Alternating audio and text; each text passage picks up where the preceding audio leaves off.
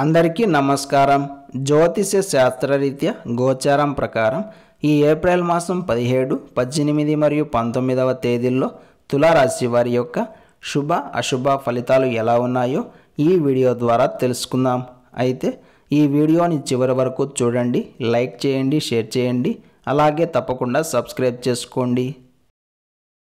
ఈ ఏప్రిల్ 17వ తేదీ గురువారం రోజు తులారాశి వారు ఆర్థికపరమైన మరియు కుటుంబపరమైన అంశాల్లో జాగ్రత్తగా ఉండాల్సి ఉంటుంది.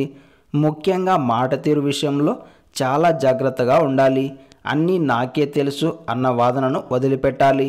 చిన్న పెద్ద అన్న తేడా లేకుండా అందరి సలహాలను స్వీకరించాల్సి ఉంటుంది. ఓవర్ కాన్ఫిడెన్స్ వలన నష్టం కలిగే ప్రమాదం ఉంది. కాబట్టి కేర్ఫుల్గా ఉండండి. ఈరోజు తులారాశి వారు ఉపయోగం లేని పనులు, ఇష్టం లేని పనులు చేయాల్సి వస్తుంది. అలాగని నిర్లక్ష్యం చేయకండి. పై అధికారుల మూలంగా ఇబ్బందులు ఎదురవుతాయి. ఈ కారణం చేత మీరంటే మీకే చికాకు కలుగుతుంది. అయితే ఈరోజు మీరు చికాకును, కోపాన్ని పూర్తిగా తగ్గించుకున్న తరువాతనే ఇంటికి వెళ్ళాల్సి ఉంటుంది. అలా కాకుండా కుటుంబ సభ్యులపై ఆ కోపాన్ని చూపిస్తే చివరకు మీరే ఇబ్బందులు పడాల్సి వస్తుంది. ప్రశాంతంగా ఉండే ఇంటి వాతావరణం కూడా చెడిపోయే ప్రమాదం ఉంది.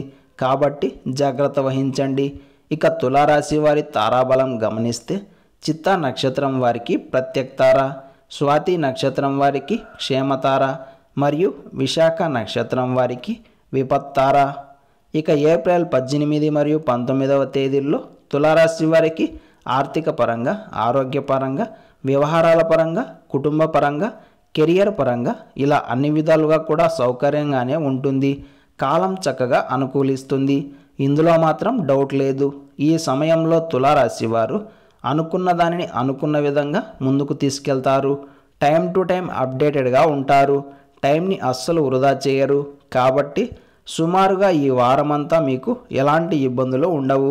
కాకపోతే సప్తమ స్థానంలో రవి యొక్క సంచారం మీకు అంత శ్రేయస్కరం కాదు.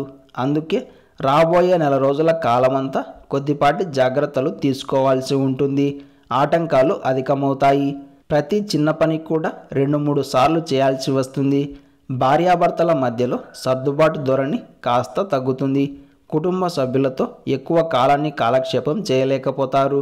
ఇంట్లో ఉండే వ్యవధి బాగా తగ్గిపోతుంది. జీర్ణకోశ వ్యాధుల విషయంలో తగు జాగ్రత్తలు పాటించుకోవడం మంచిది. చేసే ప్రతి ప్రయత్నంలో ఇబ్బందులు తరచూ వస్తూ ఉన్న కారణం చేత వాటిని సర్దుబాటు చేసుకోవడంలో బాగా ఇబ్బంది పడతారు.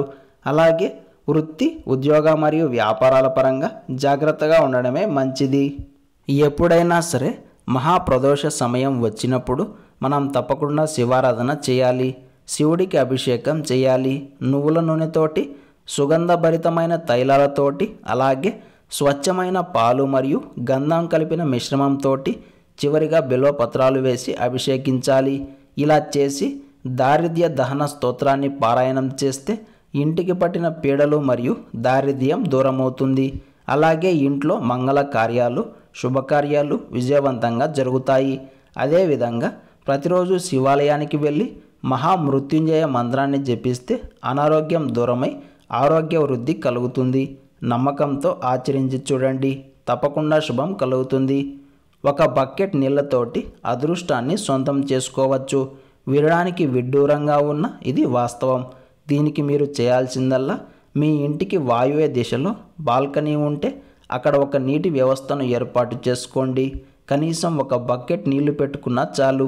అయితే మీరు పెట్టుకునే బకెట్ ఇనుప బకెట్ కాకూడదు, ప్లాస్టిక్ బకెట్ అయి ఉండాలి.